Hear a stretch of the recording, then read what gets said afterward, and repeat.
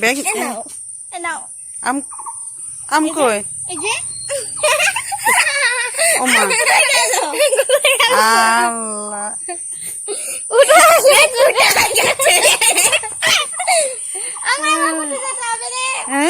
আবার ফুটো হয়ে গেছে ব্যাগ। দেখো এ দেখি, দাঁড়ান দাঁড়ান দাঁড়ান, আপনাদের একটা জিনিস দেখাবো, আমার ফেস দেখা যাচ্ছে। এখন দেখো নি তুমি কি করছো।